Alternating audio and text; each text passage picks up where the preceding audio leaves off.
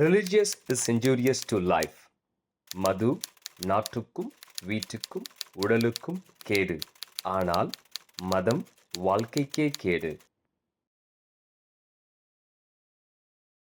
நம்ம ஆண்டவர் ஏன் இவ்வளவு சிறந்தவர் நான் சொல்றேன்னா, உங்க ஸ்தானம் எங்க இருக்குது, அந்த ஸ்தானத்தை விட்டு இறங்கி வந்து பிள்ளைகள் பசியாக இருப்பாங்களே, நீங்க மட்டும்தான் எனக்கு படையல் கொடுக்கணும் இல்லடா, நானும் உனக்கு செஞ்சு வைப்பேன்டான்னு சொல்லி நின்னாரு பாத்தீங்களா, இதுதான் உண்மையான தேவன் அப்படின்னு பைபிள் சொல்லுது.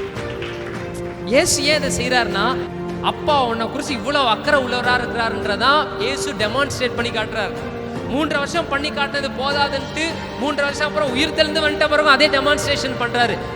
அப்பா பிதா இப்படிப்பட்டவர், நீ என்னதான் பேசிட்டு போயிருந்திருக்கலாம், தப்பானா தப்பு தான், பட் உன் மேல ஸ்டில் லவ்விங் காடா லவ்விங் ஃபாதரா இருக்கிறதுல ஒரு மாற்று கருத்தை வைத்துக் கொள்றதே இல்லை, அதுல மாற்று கருத்தே இல்லை.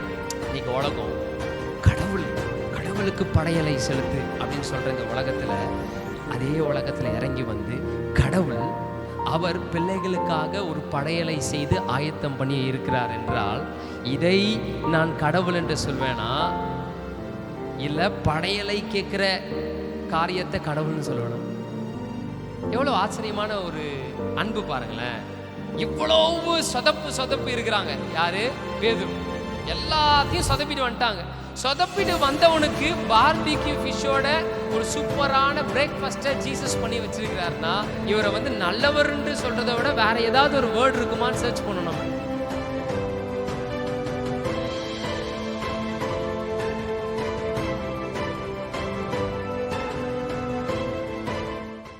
நம்ம ஒரே ஒரு வசனத்தை மட்டும் நான் உங்களுக்கு வாசிக்க சொல்லி அதுல இருந்து பேச விரும்புறேன். அதுக்கு முன்னாடி இந்த 21வது அதிகாரம் என்னத்தை பத்தி மேட்டர் அப்படின்னா, வந்து இயேசு உயிர் தெழுந்துட்டார்ல, உயிர் தெழுந்து அவர் வந்து யார பார்க்க ஓடி வந்தாரு தெரியுமா? ஒரு இம்பார்ட்டன்ட் விஐபியை பார்க்க வந்தாரு. அவரே வாலண்டியரா அவனை போய் நான் மீட் பண்ணணும். யார மீட் பண்ண வந்தாரு? சத்தமா சொல்லணுமே, பேதுரு. ஓகே, பேதுருவை பார்க்க வந்தாரு. ரைட், 3 வாட்டி மறுதளிச்சுட்டு என்ன பண்ணிட்டாரு? போன அவரை இயேசு அவரை சந்திக்க வர்றாரு. சோ சந்திக்க வந்த அந்த இடத்துல நடக்கிற சமாச்சாரங்கள் தான் யோவான் 21வது அதிகாரத்துல எழுதப்பட்டிருக்கு. ஓகே, சோ அங்க என்ன நடக்குதுன்னா வந்து தெரியும், பேதுரு வந்துட்டாரு, ரொம்ப துக்கத்தோட இருக்கிறாரு, கில்ட்டோட இருக்கிறாரு. அப்படி இருந்து பேக் டு த ஃபார்ம்ன்ற மாதிரி திரும்பியும் முன்னோக்கி போன வாழ்க்கை பின்னோக்கி போயிடுச்சு. என்ன பின்னோக்கி போயிடுச்சு? என்னவா திரும்பி போயிட்டாரு? மீனவரா திரும்பி போறாரு. மீனவர்ல இருந்து அப்கிரேட் ஆகி வந்தவருடைய லைஃப் திரும்பி என்ன ஆயிடுச்சு? ஆமா, இதுக்கு பேரு பின்மாற்றம் அப்படின்றத சொல்லலாம். இல்ல, முன்னேறி போனவருடைய லைஃப் இப்ப எப்படி போயிடுச்சு? பின்னோக்கி போயிடுச்சு. ஓகே, சோ அப்படி பின்னோக்கி போன டைம்ல தான் வந்து இந்த சமயம் இந்த விஷயம் நடக்குது. அப்பதான் இயேசு அங்க போய் அவங்களுக்கு சந்திக்கிறார். எப்படி சந்திக்கிறாரு? ஆவியா அப்படி இல்ல, சரிங்களா? இதே மாதிரி எப்படி நான் நிக்கிறேன், இதே மாதிரி பிளட் அண்ட் ஃபிளஷோட என்ன பண்றாரு? போய் நின்னு அங்க இருக்கிறார். பட் தி ப்ராப்ளம் என்னன்னா, அவங்களுக்கு ஐடென்டிஃபை பண்ண முடியல. ஏன்னா மைண்ட் எந்த லெவலுக்கு அவங்கள பிலீவ் பண்ண வச்சிருச்சுன்னா, இயேசுவை சின்னாபின்னமா குத்தி எல்லாம் பண்ணிட்டானுங்க. அவரு வந்து நின்னாலுமே கூட என்ன பண்ண முடியல, மைண்ட் ஒத்துக்கல. ஏன்னா அவர் மரிச்சு போனதை அவ்வளவு ஸ்ட்ராங்கா நம்புறாங்க. புரியல ஏன் அவங்களால இயேசுவை கண்டுபிடிக்க முடியலன்னா, அவரு இறந்துட்டார்ல, அதை அவ்வளவு ஸ்ட்ராங்கா நம்புறாங்க. ஆனா அவர் சொன்னதை யாரும் நம்பல. சோ அப்படி இருக்கிற சிச்சுவேஷன்ல தான் என்ன நடக்குது? பேதுரு சில பேரோட சேர்ந்து என்ன பண்றாரு? அவர் சொல்லிட்டா 2-3 பேரு கூட அவங்க என்ன பண்ணிட்டாங்க, நானும் வரப்பா, போப்பா, இது இயேசு 3 வருஷம் போனோம், கட்சியில அவரு வந்து வேற மாதிரி நம்ம யோசிச்சோம், இந்த ரோமர்கள் எல்லாம் அடிச்சு தம்சம் பண்ணுவாரு, அப்படி பண்ணுவாரு, அவரு திரும்பி கிங்கோட சீட்ல போய் உட்காருவாரு. இவங்க நினைச்ச கிங் சீட்ன்றது வேற, அப்படிதான் ராஜா நினைச்சிட்டாங்க, அதுக்கு பேர் தான் ராஜா நினைச்சிட்டாங்க. அப்படி போய் உட்காருவாரு நினைச்சாரு. அவர் உட்கார்ந்தா டாக்ஸ் எல்லாம் கலெக்ட் பண்ணி நம்மள ரொம்ப காண்டேத்திட்டு இருந்தாங்களே, அவங்க எல்லாம் நம்ம கைக்கு கை பார்க்கலாம் நினைச்சிட்டு இருந்தோம். ஆனா கடைசியில இப்படி பண்ணிட்டா அப்படியே அப்படின்னு சொல்லி மறுபடியும் பின்னாடி போயிட்டாங்க. அப்படி போகும்போதுதான் என்ன நடக்குதுன்னா, இயேசு வந்து அங்க இருந்து அந்த இடத்துல என்ன நடக்குதுன்னா மீன் அவங்களுக்கு கிடைக்கல. அவங்களும் அகைன் போடுறாங்க, மீன் கிடைக்கல. மீன் கிடைக்கலன்னு என்ன ஆயிடுச்சுன்னா, ஏய் என்ன மீன் கிடைக்கலையா அப்படின்னு, ஆமா அப்படி தூரத்துல இருந்து அப்படியே கேக்குறாங்க, ஆமா ஆமா மீனே கிடைக்கல, ஃபுல்லா போட்டாச்சு. சரி சரி அங்க அப்படி போய் லெஃப்ட்ல போய் அந்த இடத்துல போடு அப்படின்னு சொல்லி இருக்கிறாங்க. அப்படின்னு சொல்லிட்டோன்னே அங்க போய் போட்டு அவங்க அப்படி போட்டு மீன் எடுக்கும் போதுதான் கிளிக் ஆகுது. அதாவது இதே மாதிரி ஒரு சம்பவம் ஏற்கனவே நடந்துச்சு, நடந்துச்சு அப்படின்ட்டு யோவான் சொல்றாரு, யாரா அது தெரியுதா அப்படின்ட்டு பேதுருக்கு உடனே கிளிக் ஆயிடுச்சு. ஏன்னா இதே மாதிரியான ஒரு இன்சிடென்ட் அவருடைய லைஃப்ல நடக்கும் போதுதான் இயேசு தரிசனமாகி அந்த இடத்துல இருந்து வா அப்படின்னு சொல்லி, இவர் எந்த இடத்துல மீனை வலைய போட்டு போட்டு பார்த்தாரோ அதே ஒரு இடத்துக்கு கூட்டு போய் போடுறாங்க அப்படின்னு நம்ம அப்படின்னா ஆயிடுச்சு. வலை கிளியத்தக்கதான மீன் எடுத்தார்ல, அதே மாதிரி திரும்பி நடந்துட்டோம்னா இது என் லைஃப்ல ஏற்கனவே நடந்துச்சே அப்படின்றது யோசிக்கும் போதுதான் தெரியுது, ஏசுடா அப்படின்னு சொல்லி என்ன பண்றான் பேதுரு, என்ன பண்றாப்ல அப்படியே படகுல இருந்து தமான்னு குதிச்சு ஓடி வராது. இங்கதான் ஒரு பியூட்டிஃபுல்லான விஷயத்த நம்ம கவனிக்கணும். ஓகே, சோ 21ல அப்படியே நீங்க கொஞ்சம் வாங்க, கீழே வாங்க, அப்புறம் அப்படியே வெயிட் பண்ணுங்க. சீமோன் பேதுருவும் தீத்துமு எனப்பட்ட தோமாவும் வாசிங்க நாட்டில் உள்ள ஒரு நாகி எல்லாம் சேர்ந்து நாத்தான் பேரும் குமாரனாகி அவருடைய சீசர் வேறு 2 பேரும் சீமோன் பேதுரு மற்றவர்களை நோக்கி படிங்க எல்லாரும் சேர்ந்து. ஓகே,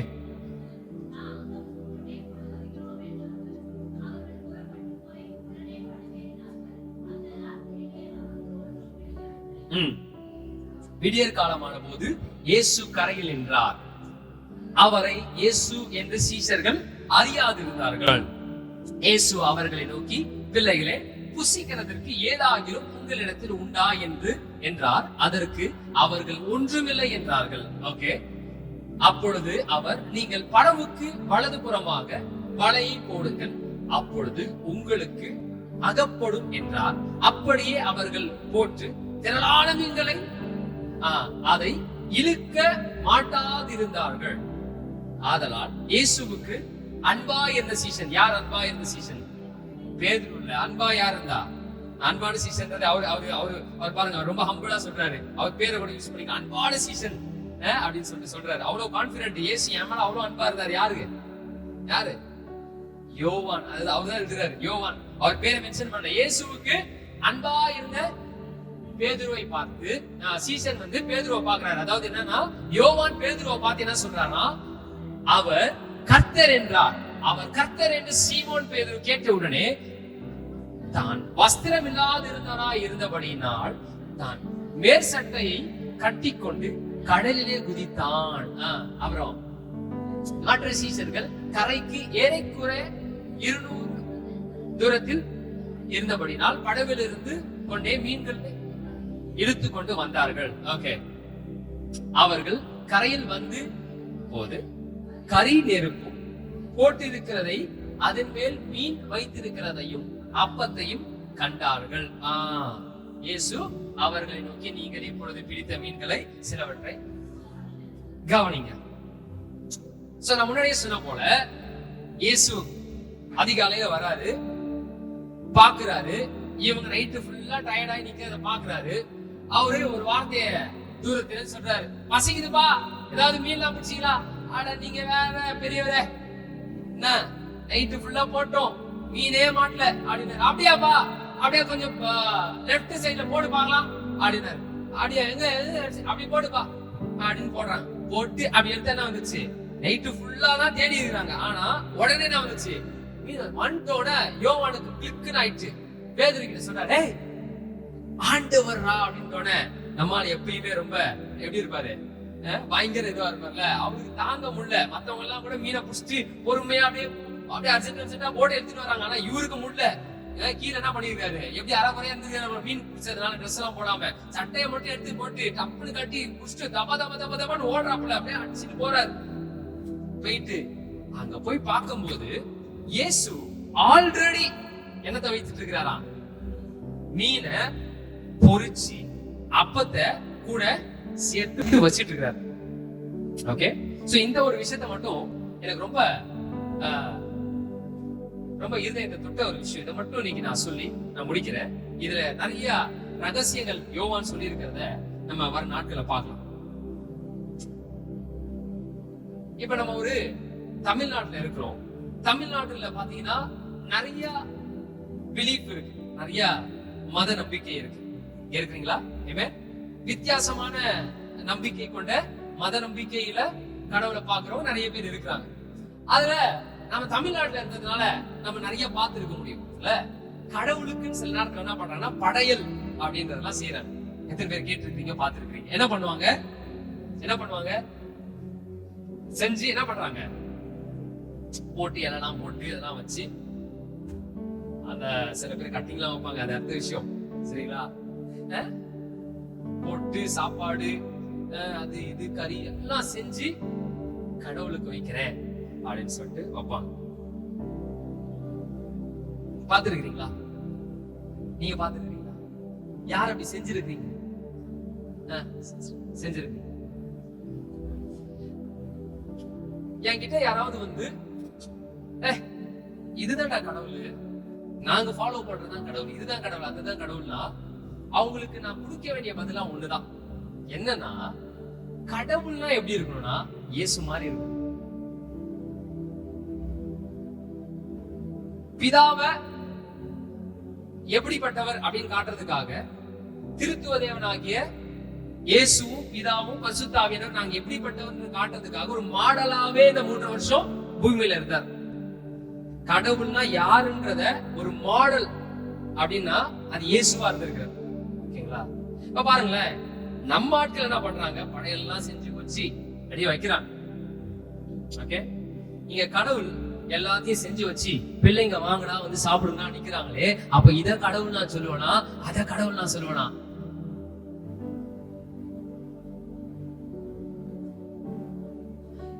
நம்ம கூட ஆண்டவருக்காக சாக்ரிஃபைஸ் நிறைய பலிகளை செலுத்துறோம், காணிக்கைகளை செலுத்துறோம், இதெல்லாம் பண்றோம். இட்ஸ் ஆல் குட் தான், இல்லன்னு சொல்லவே இல்லை. ஆனா இங்க ஆண்டவர் எப்படி சிறப்பானவர்னா, நீ பண்ற ஓகேடா, நானும் உனக்கு பண்ணுவேன். ஆமென். இருக்கிறீங்களா? நம்ம ஆண்டவர் ஏன் இவ்வளவு சிறந்தவர் நான் சொல்றேன்னா, அவரு இறங்கி வந்தீங்க, ஓகேப்பா, வந்துட்டு ஒழுங்கு மரியாதையா உங்க மைண்டெல்லாம் மாத்திக்கோங்க, இப்படிதான் நாங்க, இப்படிதான் நீ, பிதா இப்படிப்பட்டவர், குமாரனாகிய நான் இப்படிப்பட்டவர், பரிசுத்த ஆவியானவர் இப்படிப்பட்டவர், இப்படிலாம் சொல்லிட்டு என்ன பண்ணிருக்கலாம், ஃப்ரீயா விட்டு இருந்திருக்கலாம். நீங்க சிங்காசனத்தை விட்டு இறங்கி வந்து தாழ்வுல இருக்கிற எங்களை நோக்கி இறங்கி வந்து, நாங்க எந்த கன்றாவிலாம் இருக்கிறோமோ அந்த கன்றாவில நீங்களும் இறங்கி வந்து இருந்தது மாத்திரம் இல்லாம, உங்க ஸ்தானம் எங்க இருக்குது, அந்த ஸ்தானத்தை விட்டு இறங்கி வந்து பிள்ளைகள் பசியாக இருப்பாங்களே, நீங்க மட்டும்தான் எனக்கு படையல் கொடுக்கணும் இல்லடா, நானும் உனக்கு செஞ்சு வைப்பான்டான்னு சொல்லி நின்னாரு. பாத்தீங்களா? இதுதான் உண்மையான தேவன் அப்படின்னு பைபிள் சொல்லுது. இடத்த வாசிக்கும் போது, இதை மெயின்டைன் பண்ணும் போதுல அப்படியே ஒரு நிமிஷம் தமிழ்நாட்டுல வளர்ந்த கலாச்சாரத்துல எல்லாம் பார்த்து வளர்ந்ததுனால, கடவுள்னா இப்படிதான்டா. பேதுருவே 3 வாட்டி சொல்லிட்டு ஓடி போயிருக்கிறியா, மரியாதையா பொச்சிக்கிச்சு எடுத்து வந்து என் மனசு என்ன பண்ணு, குளிர பண்ண பாத்துரு மரியாதையா. 3 வாட்டி வந்து, அதுல 3வது வாட்டி கெட்ட வார்த்தை போட்டுட்டு வந்திருக்கிற. பேதுரு என்ன பண்ணிருக்கிறாரு, 3வது வாட்டி கெட்ட வார்த்தை, இயேசுவை கெட்ட வார்த்தை திட்டிட்டு வந்திருக்கிறாரு. கேட்கும் போது 3வது வாட்டிக்கு நீ அந்த இயேசு கூட இந்த சீசன் தானே அப்படின்னு 3வது வாட்டி கேட்கும் போது பைபிள் சொல்லிருக்கு, கெட்ட வார்த்தை போட்டு இயேசுவை திட்டா அவன் பீப் சவுண்ட் வந்துருக்குது. அப்படி அந்த அவனோ எவனோ ஒருத்தவன் வந்து அவன் கூட சுத்தினு சொல்லிட்டு இருக்கீங்க, நான் அது கிடையாது அப்படின்னு சொல்லிட்டு வந்திருக்கிறாரு. இது அனைத்தும் இயேசுவுக்கு தெரியும். ஹலோ, இது அனைத்தும் தெரிந்து வந்த இயேசு நானா இருந்தான்னு வச்சுக்கோங்களேன், ஃபர்ஸ்ட் பேதுரு பார்க்க தான் வந்திருப்பேன், அது அடுத்த விஷயம். ஆனா இயேசு அந்த மாதிரி வந்திருக்க மாட்டேன். சார் இத ராவோ அப்படியே காதை திருவி தெரியாதுன்னு சொன்னது கூட விட்டுருவாண்டா, அதுல நடுவுல கொஞ்சம் கெட்ட வார்த்தையை போட்டியே.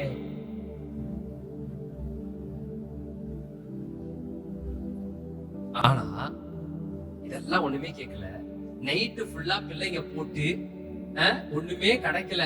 அதுங்களுடைய எதிர்பார்ப்பையும் செய்வோம், மீனையும் வர வைப்போம். ஆனா அவன் பசியா இருக்கிறான், மீனை எடுத்துட்டு வந்து அதுக்கப்புறம் பொரிச்சு அதுக்கப்புறம் சாப்பிட்டு அப்படின்னு வேணாம். மீன் பிடிச்சிட்டு வரும்போது நான் இங்க அவனுக்கு பார்பிக்யூ ஒண்ணு செஞ்சு வச்சு அவன் பசிய ஆத்துறது தான் என்னுடைய முதல் வேலைன்னு சொல்றாரு பாத்தீங்களா. இதுதான் அப்பாவின் இருதயம். ஏசு ஏன் அதை செய்யறாருன்னா, இப்படிதான் அப்பா வந்து உங்களை குறிச்சு அக்கறை உள்ளவராக இருக்கிறார். அப்பா உன்னை குறிச்சு இவ்வளவு அக்கறை உள்ளவராக இருக்கிறாருன்றதான் ஏசு டெமான்ஸ்ட்ரேட் பண்ணி காட்டுறாரு. 3 வருஷம் பண்ணி காட்டுறது போதாதுன்ட்டு 3 வருஷம் அப்புறம் உயிர் தெளிந்து வந்துட்ட பிறகு அதே டெமான்ஸ்ட்ரேஷன் பண்றாரு. அப்பா பிதா இப்படிப்பட்டவர். நீ என்னதான் பேசிட்டு போயிருந்திருக்கலாம், தப்பானா தப்புதான், பட் உன் மேல ஸ்டில் லவ்விங் காடா லவ்விங் ஃபாதரா இருக்கிறதுல ஒரு மாற்று கருத்தை வைத்துக் கொள்றதே இல்லை. அதுல மாற்று கருத்தே இல்லை. இன்னைக்கு உலகம் கடவுளுக்கு படையலை செலுத்து அப்படின்னு சொல்றது உலகத்துல, அதே உலகத்துல இறங்கி வந்து கடவுள் அவர் பிள்ளைகளுக்காக ஒரு படையலை செய்து ஆயத்தம் பண்ணி இருக்கிறார் என்றால் இதை நான் கடவுள் என்று சொல்வேனா, இல்ல படையலை கேட்கிற காரியத்தை கடவுள்னு சொல்லணும்? எவ்வளவு ஆச்சரியமான ஒரு அன்பு பாருங்களேன். இவ்வளவு சொதப்பு இருக்கிறாங்க. யாரு? பேதுரு. எல்லாத்தையும் சொதப்பிட்டு வந்துட்டாங்க. சொதப்பிட்டு வந்தவனுக்கு பார்பிக்யூ ஃபிஷோட ஒரு சூப்பரான பிரேக்ஃபாஸ்ட் ஜீசஸ் பண்ணி வச்சிருக்கிறாருன்னா, இவரை வந்து நல்லவர்ன்னு சொல்றதை விட வேற ஏதாவது ஒரு வேர்ட் இருக்குமான்னு சர்ச் பண்ணணும். சொல்லுங்க, இவர்தான் நல்லவர், இவர்தான் நல்லவர். நிபந்தனையற்ற அன்பு வச்சிருக்காரு பாரு. அத்தே நீ என்ன வேணா என்ன திட்டா, கெட்ட வார்த்தை இல்ல, அதோட கேவல நன்றாவே திட்டினாலும் I still choose to love you. நான் உன்னை நேசிக்கிறதுல எந்த விதமான மாற்றத்தையும் என் இதயத்துல மாற்றிக்கொள்ள மாட்டேன். நீ என்ன மெஸ் பண்ணாலும் ஐ ஸ்டில் லவ் யூன்றாரு பாத்தீங்களா. இந்த காட் தான் காடா இருக்க முடியும் நான் சொல்றேன்.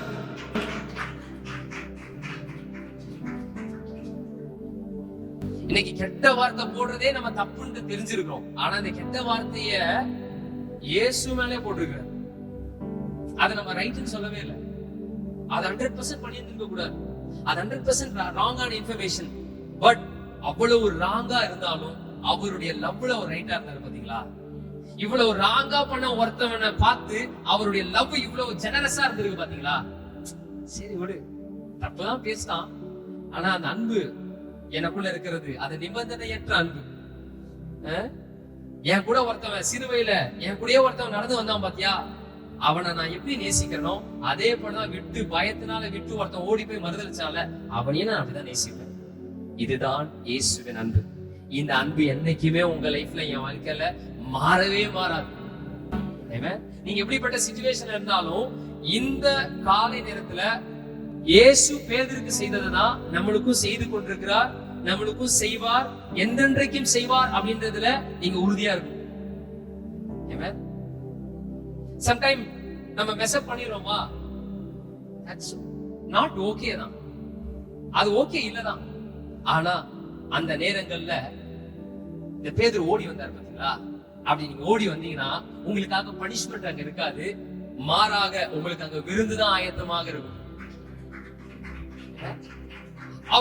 அவர் ஓடி வந்தது போல நம்மளும் ஓடி வந்தோம்னு வச்சுக்கோங்களேன், எந்த தயக்கம் இல்லாம. I did wrong, but again presence of God க்கு நான் ஓடி வரேன்டா அப்படின்னு ஓடி வந்தா அந்த இடத்துல கண்டம்னேஷன் இருக்காது, மாறாக அங்க ஃபீஸ்ட் தான் இருக்கும். ஆமென், ஹalleluya. ஆண்டவர் இடத்துல கண்டம்னேஷன் இல்ல, உங்களுக்கு தண்டனை இல்ல, அங்க உங்களுக்கு காத்து கொண்டிருக்கிறதெல்லாம் விருந்துதான். ஆமென். பந்தி அப்ப சத்ருவுக்கு முன்பதாக மாத்திரம் இல்ல, எப்பயுமே அப்பாவுடைய சமூகத்துல உனக்கு விருந்துதான் இருக்கு. ஆமென். இதுதான் அப்பாவுடைய இருதயம்ன்றத இந்த காலை நேரத்துல உங்களுக்கு சொல்லிக் கொள்ள விரும்புறேன். ஆமென். இப்படிப்பட்ட நேசம் தான் நீங்க ஆராதித்துக் கொண்டிருக்கிற உங்களுடைய அப்பாவாகிய கடவுள் உங்க மேல வைத்திருக்கிற நேசம். அது எந்த சிச்சுவேஷன்னாலையும் மாத்த முடியாது, மாத்திக்கொள்ளவும் மாட்டாரு. ஆமென். எந்த சிச்சுவேஷனுக்காகவும் அவர் மாத்த மாட்டாரு, மாத்தவும் முடியாது. அவ்வளவு மிஸ் பண்ணிட்டு வந்த பேதுருவுக்கு ஃபீஸ்ட் காத்துட்டு இருக்குதுன்னா உங்களுக்கும் எனக்கும் எப்பயும் ஆண்டவருடைய பிரசன்னத்துல ஃபீஸ்ட் காத்துட்டு இருக்கு. நம்ம அப்பாவுடைய பிரசன்னத்துக்கு தைரியமா வந்தா மட்டும் போதும். பக்கத்துல இருக்கவங்க பார்த்து சொல்லுங்க, தைரியமா வாங்க, தைரியமா வாங்க, தைரியமா வாங்க. 3 வாட்டி மறுதளிச்சிட்டேன், கெட்ட வார்த்தை வேற போட்டுட்டேன் பிரவீன். டானி சொல்றேன், தேசம் எந்த வார்த்தை வேற போட்டு எப்படி அவர் மூஞ்சில முழிக்கிறது?